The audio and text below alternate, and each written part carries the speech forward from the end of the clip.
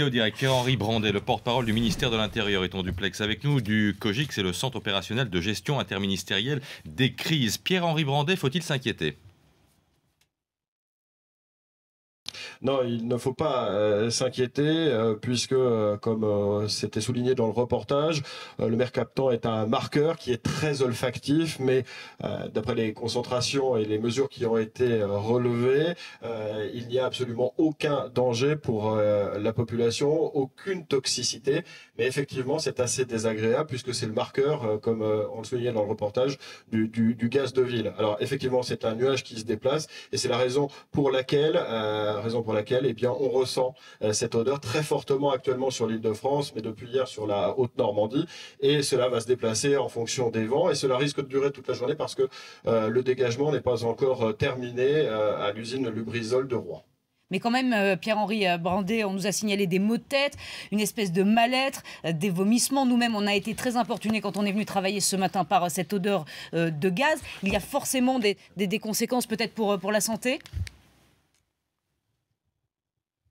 Non, il n'y a pas de conséquences et de toxicité avec les taux actuels qui ont été relevés. Il y a juste cette odeur qui est très incommodante, qui est désagréable et qui effectivement à la longue peut, chez certaines personnes, provoquer des maux de tête ou des sensations nauséeuses. Pour autant, il n'y a pas de caractère de gravité. C'est pas la peine de se rendre dans les hôpitaux ou d'appeler les services de secours. Il faut laisser libre les lignes d'appel pour les véritables urgences. Néanmoins, on peut aussi souligner qu'il y a peut-être aussi un effet psychologique. Voilà, on ressent très fortement cette odeur de gaz et ça peut avoir un impact psychologique, mais il faut surtout pas céder à l'affolement. C'est désagréable, c'est cette odeur de gaz de ville, mais ça n'est pas, il n'y a pas de conséquences pour la santé des habitants des zones qui sont impactées. Pierre-Henri Brandet, on s'interroge ce matin quand même sur le système d'alerte. Cette fuite, elle date d'hier matin.